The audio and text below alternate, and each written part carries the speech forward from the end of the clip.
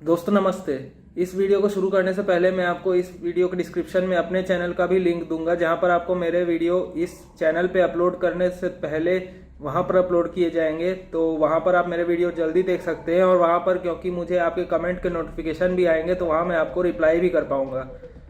इस वीडियो का टॉपिक ये है कि 20 नवंबर को कौन कौन सी जगह पर प्रोटेस्ट होने वाले हैं और उससे संबंधित ज़रूरी जानकारियां, और साथ ही में अभी हमारे एक साथी प्रकाश अग्रवाल जी की एक कलेक्टर से भी बात हुई, जहां पर उन्होंने उसको बहुत अच्छे से समझाया कि क्यों जबरन टीकाकरण गलत है। तो इस वीडियो को आखिर तक देखते रहिएगा, क्योंकि उसमें मैं आपको उनकी कॉल रिकॉर्डिंग भी सुनाऊंगा।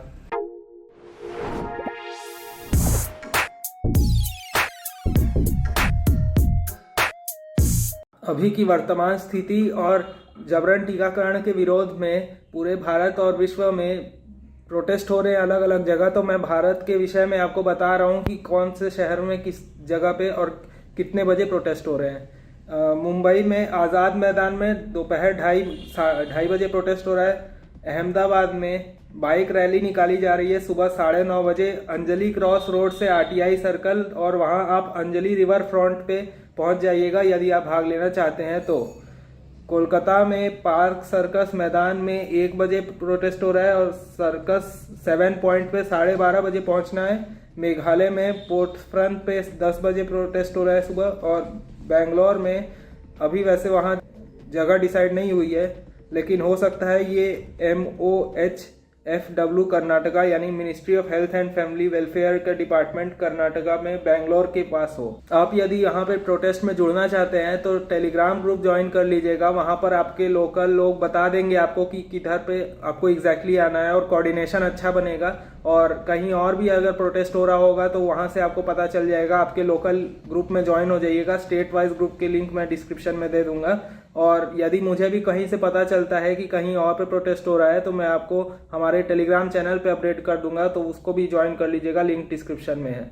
इसके अलावा यदि आपने मेरा पिछला वीडियो नहीं देखा है जिसमें कि हमारे कुछ साथियों ने कलेक्टर को फोन करके जबरन टीकाकरण रुकवाया था, तो उसको भी देख लीजिएगा। वो बहुत ज़रूरी वीडियो है। उसमें मैंने उस बात की मतलब कलेक्टर को कॉल करने की और कैसे कॉल करना है उसकी इम्पोर्टेंस और तरीका बताया था।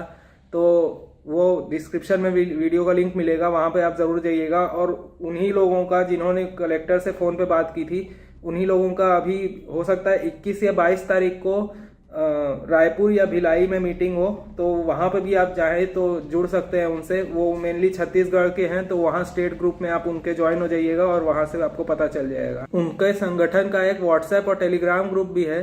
तो क्योंकि व्हाट्सएप ग्रुप में 257 की लिमिट होती है और वो बहुत जल्दी फुल हो जाता है, तो मैं आपसे रिक्वेस्ट करूंगा कि यदि आप टेलीग्राम ग्रुप ज्वाइन कर सकते हैं, तो जो लोग व्हाट्सएप ग्रुप ज्वाइन कर लिए थे वो उनसे आग्रह है कि आप उसको लीव करके टेलीग्राम पे ज्वाइन हो जाइए, ताकि जो लोग व्हाट्सएप पे ही जुड़ सकते हैं, टेलीग्राम उनको नहीं यूज़ कर पाते किसी कारण से, तो वो लोग फिर व्हाट्सएप ग्रुप यूज़ कर पाएंगे। और क्योंकि उसकी लिमिट फुल हो गई तो मैंने एक दूसरा व्हाट्सएप ग्रुप भी बनाया है उनका, तो वो ग्रुप फुल हो जाए तो आप सेकंड ग्रुप देख लीजिएगा। लेकिन कोई आपसे विनम्र निवेदन है कि आप दोनों ग्रुप में ज्वाइन मत होइएगा, क्योंकि एक ही बात रहेगी दोनों में। लेकिन फिर अगर आप दोनों में ज्वाइन हो गए तो फिर और लोगों को ज्वाइन करने में परेशानी होगी।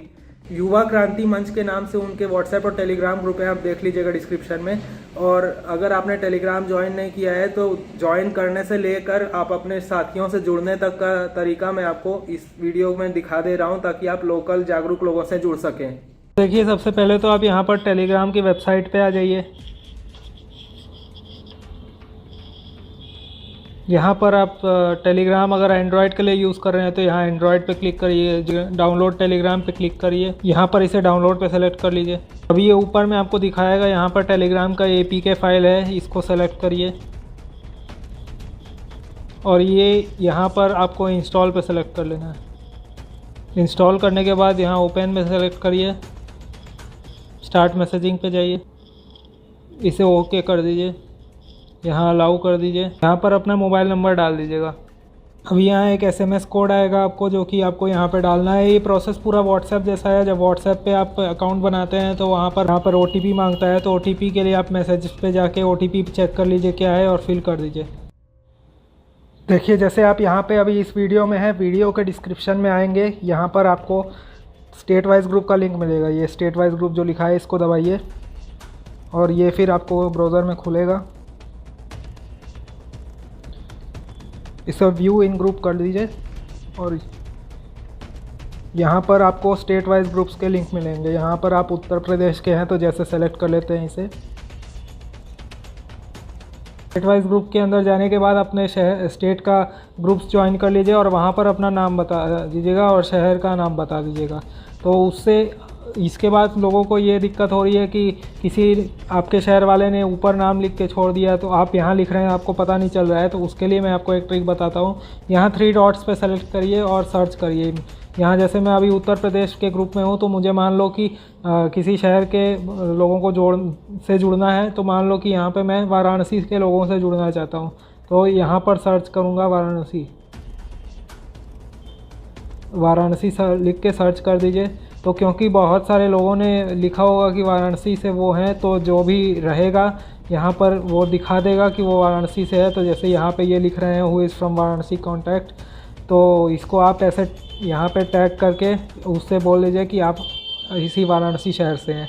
अब इसके अलावा कई लोग वाराणसी हिंदी में भी लिखेंगे, मतलब कि हिंदी की लिपि में लोग लिखेंगे। तो उसके लिए एक सल्यूशन है कि आप गूगल ट्रांसलेट का यूज़ कर सकते हैं। मैं दिखा देता हूँ। यहाँ पर आप गूगल ट्रांसलेट पे आ जाएंगे पहले और यहाँ से English to Hindi option select कर लेंगे।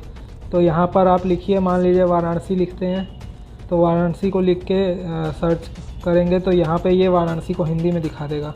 अब इसको यहाँ से कॉपी कर लीजिए और यही 3 डॉट्स पे सर्च करके फिर ये वाराणसी लिख दीजिए यहाँ पे, हिंदी वाला जो आपने कॉपी किया था।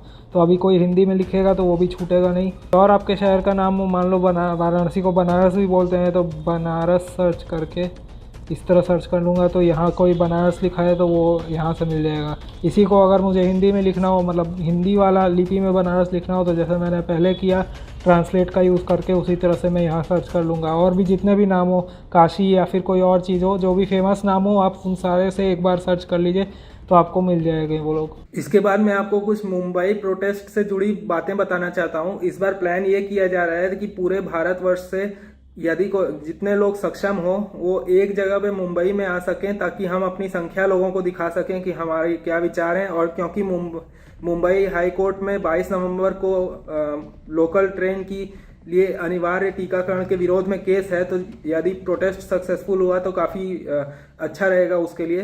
तो आप वहाँ पे ज़रूर जाइएगा अगर आप सक्षम हो तो, क्योंकि वहाँ पर इस बार बहुत बड़ा इवेंट होने वाला है और वहाँ पर अलग अलग स्पीकर भी आएंगे, जैसे देवेंद्र बल्हारा जी, प्रकाश पोहरे जी, और मुंबई की जो टीम है वो भी रहेगी पूरी। मुंबई प्रोटेस्ट में ज्वाइन करने के लिए आप सुविधा के लिए महाराष्ट्र ग्रुप भी ज्वाइन कर सकते हैं। और जैसा कि योहान जी बता रहे थे कि पुलिस से परमिशन ले ली गई है, और यदि आप वहाँ पर आना चाहते हैं तो आपको लोकल ट्रेन से CST स्टेशन पे उतरना रहेगा और आज़ाद मैदान आपके सामने ही रहेगा वहाँ पे। और अभी क्या है कि ये जो ट्रेंडिंग बीमारी है ये ट्रेंडिंग नहीं हो रही है, तो इतने ज़्यादा रिस्ट्रिक्शन नहीं लगाए गए हैं वहाँ पे, उतना ज़्यादा टेस्टिंग वगैरह नहीं हो रही है। और तो लेकिन फिर भी अगर आपको लगता है कि स्टेशन पे टेस्ट किया जाएगा तो आप मुंबई के लास्ट स्टेशन से एक स्टेशन पहले भी उतर सकते हैं। और आने के लिए यदि आपके पास सर्टिफिकेट नहीं हो या फिर एग्जेम्पशन सर्टिफिकेट नहीं बनवाया हो तो बस भी अफोर्ड कर सकते हैं। बस में ऐसा नहीं है कि टीका अनिवार्य है, लेकिन ट्रेन से आना चाहे तो एग्जेम्पशन सर्टिफिकेट दिखा के भी आपका काम हो जाएगा। अगर आपने अभी सर्टिफिकेट बनवा लिया है टीके का, या फिर अगर आपने एग्जेम्पशन या एलर्जी सर्टिफिकेट बनवा लिया है, तो ये मत सोचिए कि आपका काम हो गया, क्योंकि अभी तीसरा डोज, चौथा डोज ऐसा भी आता रहेगा। और इसके अलावा मास्क और लॉकडाउन की समस्या तो है ही, तो अगर ऐसा नहीं है कि आपको जाने की ज़रूरत नहीं है। जो लोग इस वीडियो को देख रहे हैं वो अपने साथ में अपने दोस्तों और रिश्तेदारों को भी ले जा सकते हैं जो कि जागरूक हैं, ताकि ज़्यादा से ज़्यादा लोग जब जाएंगे तो इसका प्रभाव पड़ेगा। और क्योंकि इस बार बहुत बड़ा इवेंट किया जा रहा है, वहाँ पर स्टेज लगाया जा रहा है, बसों से लोगों को बुलाया जा रहा है, गद्दे लगाए जा रहे हैं, तो आप उनके लिए उनको फंड रेज भी कर सकते हैं। उनका बैंक अकाउंट का डिटेल मैं इस वीडियो के डिस्क्रिप्शन में दे दूंगा। उनके टीम मेंबर अंबर कोयरी जी का बैंक अकाउंट है, और वो UPI ID जानबूझ के शेयर नहीं कर रहे हैं ताकि सिक्योरिटी इश्यूज ना हो। लेकिन अगर आप फ़ोन पे, गूगल पे, इन चीज़ों से पेमेंट करना चाहते हैं तो उनके मेल ID पे आप बोल दीजिए कि उनको UPI ID वो आपको दे दें, ताकि उसके ज़रिए पेमेंट कर सकें। अगर आपको बैंक अकाउंट से मोबाइल में पेमेंट करना नहीं आता है, तो मैं इस वीडियो के डिस्क्रिप्शन में एक ट्यूटोरियल वीडियो डाल दूंगा यूट्यूब से ही, जिससे आप देख के फिर अपने से भी पेमेंट कर सकते हैं। इसके अलावा मैं आपको ये बताना चाहता हूँ कि मुरली विजय को आप जानते होंगे, बहुत बड़े क्रिकेट प्लेयर हैं। उनका ऐसा स्टेटमेंट आया है कि वो क्रिकेट छोड़ देंगे लेकिन किसी भी कीमत पे इस ट्रेंडिंग बीमारी का टीका नहीं लगवाएंगे। और इसके अलावा अभी आप ऐसा देख रहे होंगे कि आपको जब फ़ोन लगाते हैं तो फ़ोन में अब रिकॉर्डिंग शुरू हो गई है कि टीका अवश्य लगवाएं और हमें 100% टीका का लक्ष्य पूरा करना है। इस तरह की बातें आपको आती होंगी, खासकर जियो के फ़ोन में। तो अगर आप इससे बचना चाहते हैं तो एयरटेल में ये ऑप्शन होता है कि आप इस तरह की रिकॉर्डिंग को ऑफ कर सकें। तो आप एयरटेल में पोर्ट करा सकते हैं सिम को, और एयरटेल में आप सेटिंग इस तरह से स्क्रीन पे जैसा देख रहे हैं वैसे करके इसको बंद कर सकते हैं। और वैसे जियो में भी एक ट्रिक हो सकती है, ये हर फोन में काम करेगी, कि जब ये कॉल बज रहा हो, इनका रिकॉर्डिंग बज रहा हो, तो आप कीपैड ऑन करके कोई भी नंबर दबा दीजिए, बस एक प्रेस करेंगे तो फिर वो बंद हो जाएगा। तो चलिए इसके बाद में जो प्रकाश अग्रवाल जी की कॉल रिकॉर्डिंग हुई थी कलेक्टर के साथ, उसको मैं यहाँ पे प्ले कर दे रहा हूँ। हेलो हेलो अक्षय कुमार सिंह साहब बोल रहे हैं, कलेक्टर शिवपुरी। जी सिंह साहब, प्रकाश अग्रवाल बोल रहा था भोपाल से, बात कर सकता हूँ 5 मिनट? जी बोलिए। आपके एक ऑर्डर के बारे में आज मैंने देखा, जिसमें आपने बारातियों वगैरह को शायद वैक्सीनेशन न होने पर बंदिशों का ऐसा कोई आदेश दिया है, ऐसा पढ़ा मैंने अखबार में। सही है सर? नहीं मतलब उसमें लोगों को ये कहा कि जहाँ भी सामाजिक कार्यक्रम बड़े बड़े होते हैं जी। वहाँ लोगों का संक्रमण ना फैले, इसलिए बोला है कि टीकाकरण करके आए तो बेहतर है, नहीं तो संक्रमण फैल सकता है। नहीं मतलब आए तो बेहतर है या आना ही बाध्य है टीकाकरण? ये आकर और टीकाकरण कराकर आए तो बेहतर है, ऐसा कहा है आपने, या अनिवार्य है कहा है? नहीं वो आज जो मीटिंग हुई उसकी बोल रहे हैं। नहीं सर, आज तो प्रदेश में भोपाल में खबर छपी कि आपने कहा है कि बिना उसके आप यदि कोई आता है टीकाकरण के, तो जो आयोजक होगा और उस पर FIR दर्ज होगी। नहीं, जो सामाजिक कार्यक्रम जहाँ भी बहुत भीड़ होती है जी। उनसे अपेक्षा है कि टीकाकरण कराए, और उन जगह पे उन साइट पे टीकाकरण का केंद्र भी लगा रहे हैं। अच्छा सर, एक छोटा सा सवाल पूछूंगा जी। यदि कोई नेता की रैली हो सर, तो वहाँ पर ये नियम एप्लीकेबल रहेगा? देखिए ये तो देखिए नहीं सर, सवाल पूछ रहा हूँ, वो सवाल का आंसर दीजिए। स्पेसिफिक भी स्पेसिफिक। आप एक IAS हैं और IAS से बिल्कुल स्पेसिफिक की उम्मीद की जाएगी। बताएं, नेताजी का किसी कार्यक्रम होगा, आप ऐसी बंदिशें रखेंगे? पब्लिक जो भी है टीकाकरण का सर्टिफिकेट दिखाए तो ही एंट्री मिलेगी, नहीं तो नहीं मिलेगी, ऐसी कुछ है? आप जो अगर वो कोई सोशल कार्यक्रम कराएंगे ना सर, मैं कराऊंगा तो जरूर होगा, नेता कराएगा तो होगा कि नहीं, ये पूछ रहा हूँ मैं आपसे। कवर उन्होंने भी जो कार्यक्रम की अनुमति मांगी है ना जी, उसमें यही शर्त लगाई गई है। कानूनन क्या है? सही है सर? जी, कानूनन क्या आप किसी को बाध्य कर सकते हैं? फोर्स नहीं कर रहे हैं जी, फोर्स नहीं कर रहे हैं। नहीं, आपका जो आज का खबर का जो उसमें बहुत सारा आइटम है ना, मतलब उसमें बहुत सारे बिंदु हैं। जैसे मतलब कई सामाजिक जहाँ भी भीड़ के सर, मैं आपसे कह रहा हूँ कि आप क्या लीगली इस तरह के ऑर्डर पास करने के लिए एलिजिबल समझते हैं संवैधानिक रूप से? मैं ये पूछ रहा हूँ, बिल्कुल बेसिक सा क्वेश्चन। क्या आप किसी को भी टीकाकरण के लिए बाध्य करने के लिए लीगली एलिजिबल हैं?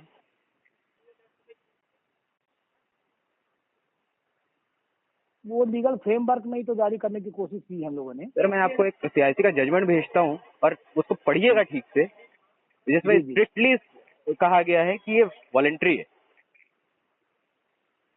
आप जैसे IAS की पढ़ाई करके सिलेक्शन हुए लोगों से यदि ऐसी ऑर्डर पास किए जाएंगे सर, तो क्या उम्मीद करेंगे लेमैन और इलिटरेटों से? है आपके पास यदि ऐसी पावर, तो मैं आपको एक RTI फाइल करता हूँ, मुझे कॉन्स्टिट्यूशनल रूल का वो प्रोविजन आप बता दीजिएगा जिसमें आप किसी को फोर्सफुली बाउंड कर सकते हैं किसी भी मेडिकल डिपार्टमेंट की चीजों से जुड़ी हुई सुविधाओं को अपनाने के लिए। इस चीज का आंसर तो सर आपके राज्य टीकाकरण अधिकारी हैं डॉक्टर संतोष शुक्ला, उन्होंने तक कहा है, राइटिंग में आपको पत्र भेज देता हूँ, कि किसी को बाध्य नहीं किया जा सकता। CM साहब के पास जवाब नहीं है MP के, और आप लोग ऐसे आदेश दे रहे हैं सर। जन सेवा करना उद्देश्य है आप लोगों का, या सिस्टम को आप मिसगाइड करना, क्या उद्देश्य है सर जॉब का, बताइए। सिस्टम को मिसगाइड करना तो उद्देश्य हो ही नहीं सकता। तो सर जनसेवा उद्देश्य, तो ये क्या कर रहे हैं आप? आपको संतुष्टि मिलती है ऐसे ऑर्डर्स पास करके?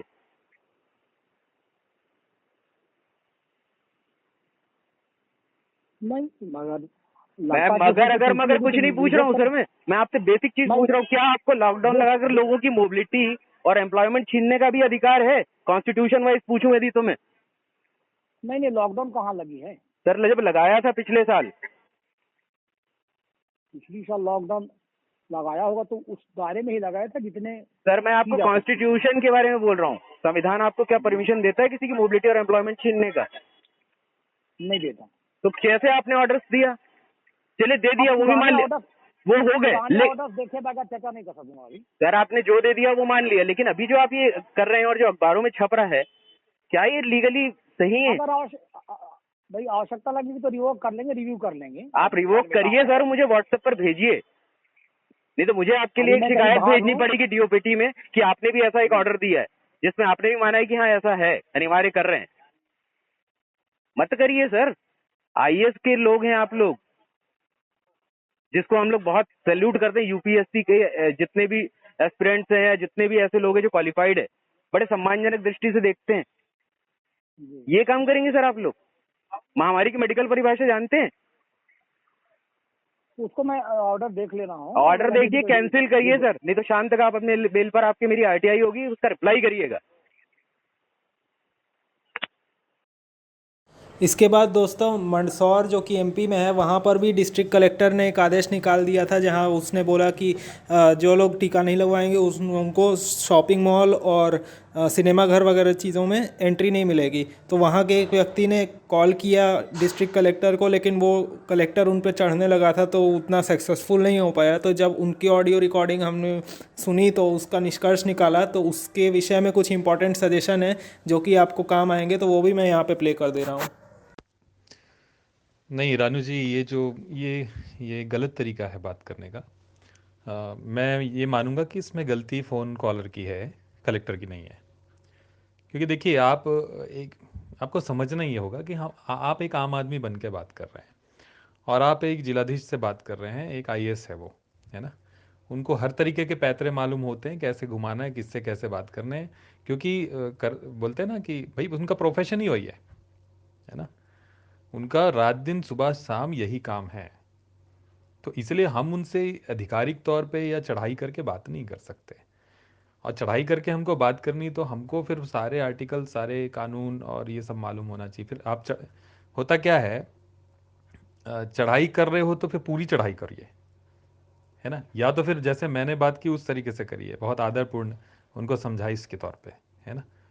और आप उनको आदरपूर्ण बात करेंगे शालीनता से तो शायद सुन भी सकते हैं, लेकिन जैसे ही चढ़ाई करना शुरू करेंगे तो फिर वो भी आपको काटने की कोशिश करेंगे। तो आप चढ़ाई कर रहे हो तो पूरी तरीके से चढ़ाई करिए, यानी ये नहीं कि चढ़ाई कर दी है उसके बाद वो जब गर्म हुए आप ठंडे हो गए। तो उसमें क्या हुआ, मतलब एक गलत ऑडियो बन जाएगा और गलत जाएगा कि नहीं नहीं ये तो। अब वो जब बोलने लगे कि तुम कौन हो, कहाँ रहते हो, है ना, तो उसको वो सब पे ध्यान देना ही नहीं चाहिए। भैया आपको सीधे ये बोलना चाहिए, नहीं नहीं आपको मैं एक प्रश्न पूछ रहा हूँ कि आपने यह आदेश निकाला है तो भाई कोई तो संवैधानिक इसका वो होगा, आधार होगा, है ना। अगर केंद्र सरकार स्वैच्छिक बोल रही है तो फिर आप इसे अनिवार्य बोल रहे हो, तो ये तो कॉन्फ्लिक्ट ऑफ इंटरेस्ट हो गया। तो ये मैं समझना चाह रहा हूँ कि जब केंद्र सरकार स्वैच्छिक बोल रही है तो जिला कलेक्टर इसे अनिवार्य रूप से क्यों निकाल रहे हैं। मैं उससे महोदय आपसे ये जानकारी चाहता हूँ। देखो ये बहुत ही मतलब मनोवैज्ञानिक बात है। इसमें आपको हर तरीके से उनको ना इमोशनल और एथिकली घेरना पड़ेगा, तभी वो घेराएंगे, है ना। कलेक्टर लोगों से बात करना थोड़ा सा पेचीदा हो सकता है ना। हर कोई बहुत सहज और सरल प्रवृत्ति का नहीं होगा, ठीक है। तो सावधानी से जो भी बात करें सावधानी से करें।